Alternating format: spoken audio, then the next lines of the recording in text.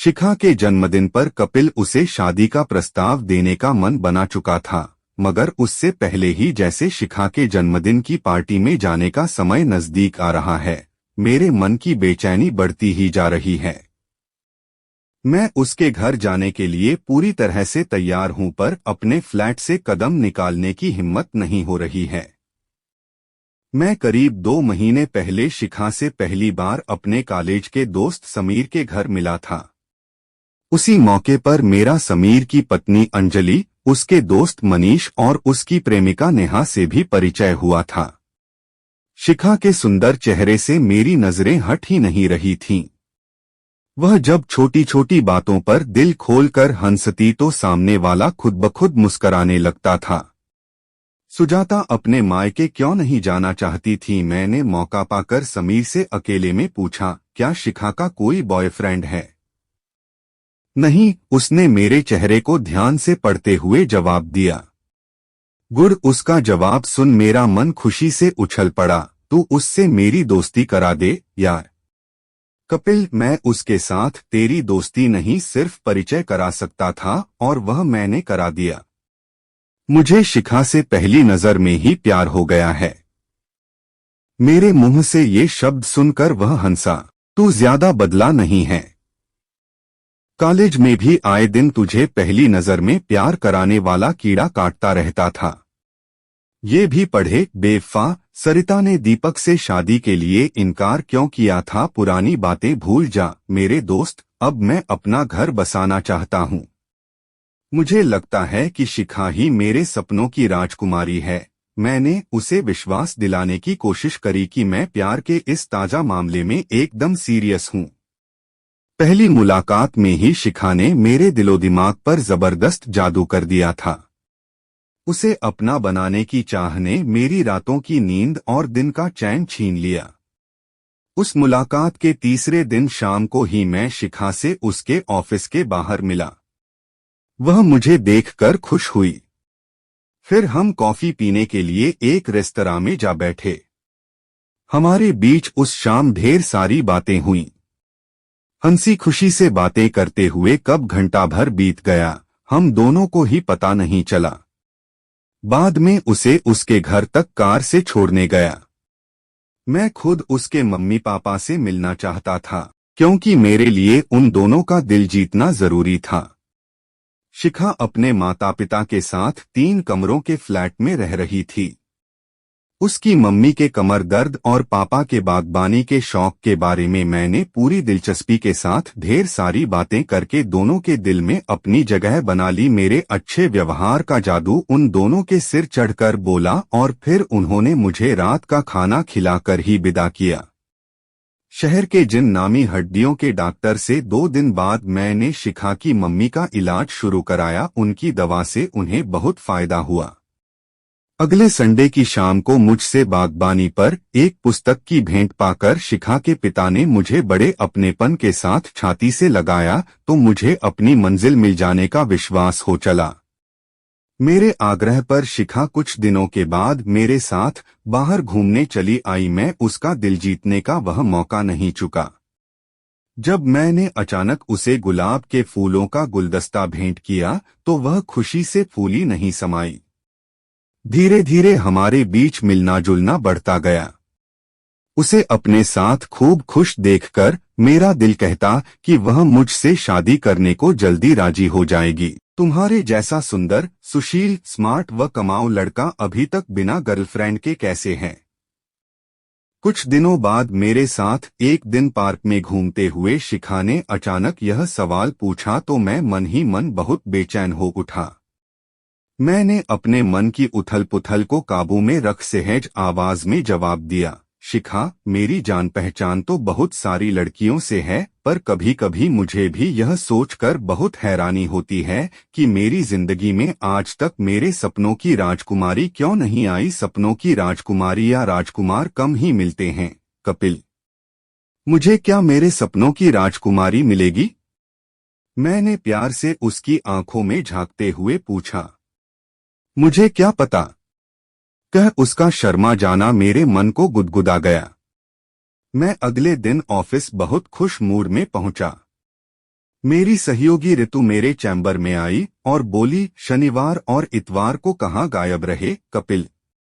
तबीयत ठीक नहीं थी। उसकी नाराजगी दूर करने के लिए मैंने उसके गाल पर छोटा सा चुंबन अंकित करा।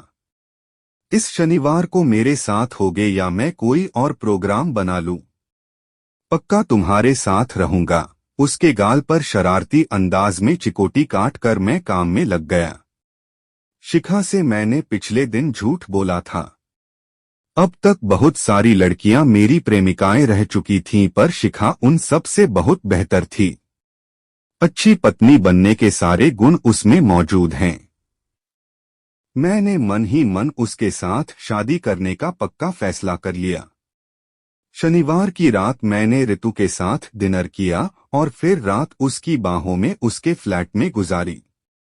सच्चाई यही है कि मुझे ऐसा करते हुए कैसी भी ग्लानि महसूस नहीं हुई, क्योंकि तब तक मैंने शिखा से शादी का कोई वादा तो किया नहीं था। वैसे 2 हफ्ते बाद आए रविवार को शिखा के सामने शादी का प्रस्ताव रख मैंने इस कमी को पूरा कर दिया था। तुम्हारे बिना मुझे अपनी जिंदगी अधूरी सी लगने लगी है शिखा। तुम हमेशा के लिए मेरी हो जाओ, मेरे सपनों की राजकुमारी। मैंने उसकी आंखों में प्यार से झांकते हुए कहा तो उसके गोरे गाल गुलाबी हो उठे। जिंदगी की राहों में तुम्हारी हमसफर बनकर मुझे बहुत खुशी होगी कपिल। इन शब्दों में उसकी हाँ सुनकर मेरी खुशी का ठिकाना नहीं रहा। फिर हमारे बीच यह फैसला हुआ कि 3 दिन बाद शिखा के जन्मदिन के अवसर पर हम शादी करने के अपने फैसले से सब दोस्तों, रिश्तेदारों व परिवार के सदस्यों को अवगत कराकर सरप्राइज देंगे। अगली रात 9 बजे के करीब बिना सूचना दिए समीर, अंजलि, मनीष और नेहा मुझसे मिलने मेरे फ्लैट पर आए। मेरी तरफ नीले कवर वाली एक फाइल बढ़ाते हुए मनीष बहुत गंभीर लहजे में बोला, कपिल, इस फाइल को पढ़ो। पढ़कर मुझे मालूम पड़ा कि वह शिखा की मेडिकल फाइल थी। उसने करीब 10 महीने पहले नींद की गोलियां खाकर आत्महत्या करने की कोशिश करी थी। इस फोटो में शिखा के साथ उसका प्रेमी राजीव खड़ा था। इसी के हाथों प्यार में धोखा खाकर शिखा ने आत्महत्या करने की कोशिश करी थी। अंजलि ने अपने पर्स से निकालकर एक पोस्ट कार्ड साइज का फोटो मेरे हाथ में पकड़ा दिया। मनीष ने दांत पीसते हुए बताया, यह धोखेबाज इंसान एक तरफ तो शिखा से शादी करने का दम भरता था और दूसरी तरफ शिमला में अपनी पुरानी प्रेमिका के साथ होटल में गुलछर्रे उड़ा रहा था। यह खबर शिखा को अपनी जान पहचान की लड़की से मिली तो उसे इतना गहरा सदमा पहुंची कि उसने आत्महत्या करने की कोशिश करी। तुम मेरी इस टेढ़ी उंगली को देखो। मुझे राजीव एक बार किसी पार्टी में मिला था।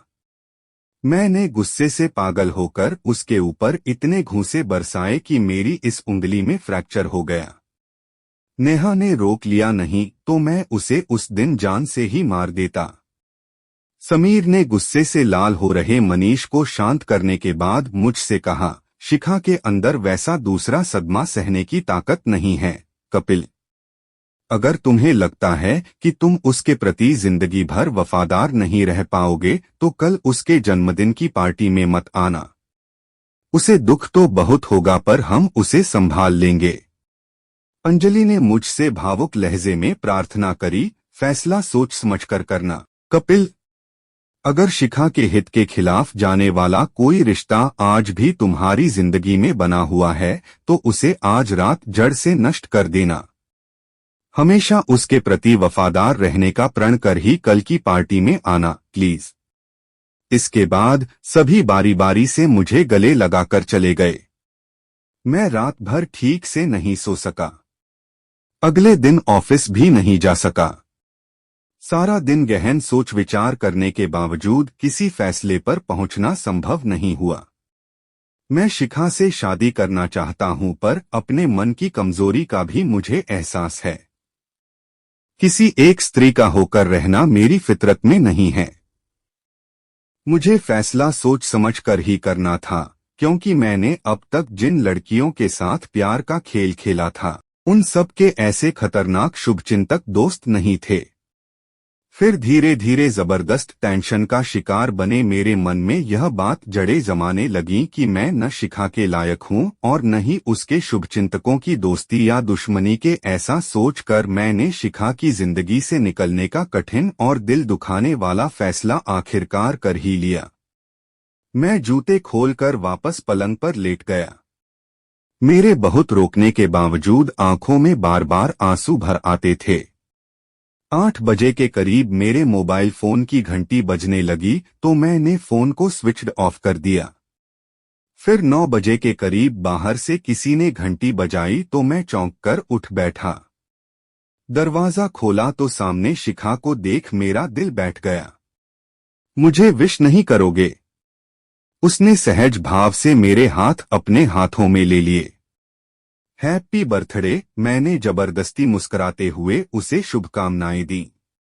ऐसे नहीं, जरा प्यार से विश करो, कह वह मेरे गले लग गई। Happy birthday my love. पता नहीं कैसे ये शब्द मेरे मुंह से खुद ही निकलकर मुझे हैरान कर गए।